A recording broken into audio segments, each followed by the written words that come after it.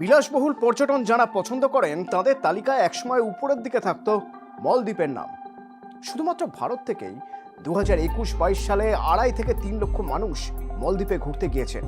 আর সেই মলদ্বীপের এখন এমন অবস্থা যে পর্যটক ভিক্ষে করতে হচ্ছে। হবে নাই বা কেন? 1 বছরের মধ্যে মলদ্বীপে পর্যটকের সংখ্যা প্রায় 42% কমে গিয়েছে, যা দেশের অর্থনীতির পুরোটাই পর্যটনের উপর নির্ভরশীল। সেই রকম একটা দেশের তাহলে কি হাল হবে ভাবুন, একেবারে হাঁড়ির হাল। তবে এই পরিস্থিতির জন্য অনেকে মলদ্বীপকেই দায়ী করছেন। কেউ কেউ আবার বলছেন এ যেন কালিদাসের মতো, যে ডালে বসে সেই ডালই কাটতে চলেছিল মলদ্বীপ। কেন পর্যটক হারালো মলদ্বীপ, তা খুঁজতে গেলে একটু পিছিয়ে যেতে হবে। 2023-এর আগে পর্যন্ত ভারতের সঙ্গে মলদ্বীপের অত্যন্ত ভালো সম্পর্ক ছিল। সে সময় মলদ্বীপের রাষ্ট্রপতি ছিলেন ইব্রাহিম মোহাম্মদ সোলিহ। আর সে সময় মলদ্বীপ সরকারের নীতি ছিল ইন্ডিয়া ফার্স্ট। কিন্তু সেবার ভোটে তার বিরুদ্ধে দাঁড়ান মইজু, যার স্লোগানই ছিল ইন্ডিয়া আউট। চীনের সঙ্গে সুসম্পর্ক বজায় রাখা মইজু জিতে যান।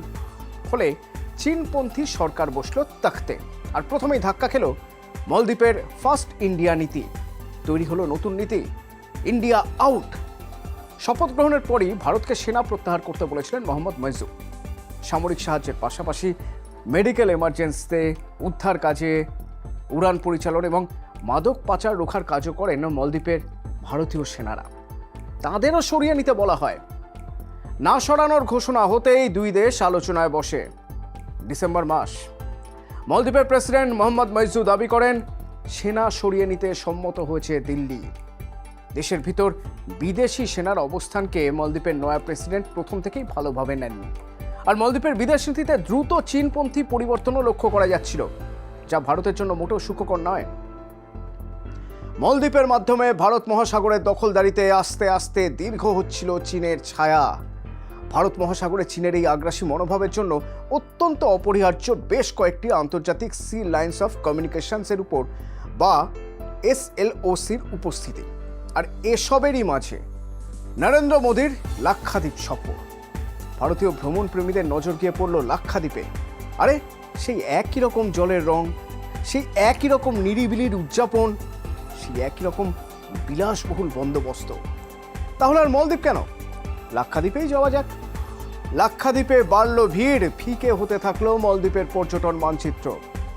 হিসেব বলছে 2023-এর জানুয়ারি থেকে এপ্রিলের মধ্যে ভারত থেকে 73,785 জন পর্যটক মলদ্বীপ গিয়েছিলেন।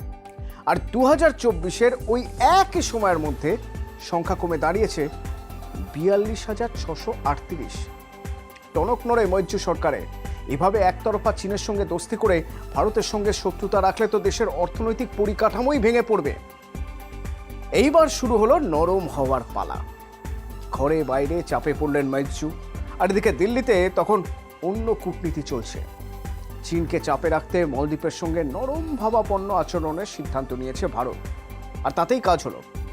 এই তো কিছুদিন আগে দিল্লিতে নরেন্দ্র মোদীর প্রধানমন্ত্রী পদের শপথ গ্রহণের সমারোহে আমন্ত্রিত হয়ে যোগ দিয়েছিলেন মলদ্বীপের প্রেসিডেন্ট মোহাম্মদ মইজু।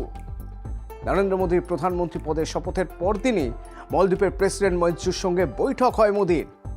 শপথ গ্রহণের রাতে রাষ্ট্রপতি ভবনের নৈশভোজের সভা, সেখানেও নরেন্দ্র মোদীর সঙ্গে মইজুকে পাশাপাশি বসে কথা বলতে দেখা যায়। ভারতের এই নরম মনোভাব দেখানোর পর মলদ্বীপও এবার উঠে পড়ল হারিয়ে যাওয়া বন্ধুত্বের সম্পর্ক ফিরিয়ে আনতে। একের পর এক কূটনৈতিক পদক্ষেপ করতে থাকলো দু দেশ, বলা ভালো 3 দেশই, মলদ্বীপ, ভারত ও চীন। কিন্তু পর্যটনের নিরিখে দেখতে গেলে মলদ্বীপের প্রয়োজন ভারতকে, না হলে দেশের অর্থনীতি ধসে যাওয়ার জোগাড়। তাই এবার ভারতের রাস্তায় পর্যটক ভিক্ষে করতে বেরিয়েছে মলদ্বীপ। পর্যটন মন্ত্রকের তরফে বারবার ভারতীয়দের মলদ্বীপ ঘুরতে যাওয়ার আর্জি জানানো হচ্ছে। এই তো মে মাসের শুরুতে দ্বীপরাষ্ট্রের পর্যটন মন্ত্রী ভারতীয়দের কাছে সেদেশের অর্থনীতিতে আবেদন যাতে কোনো রকমভাবে অবদান রাখা যায় সেই আহ্বান জানান।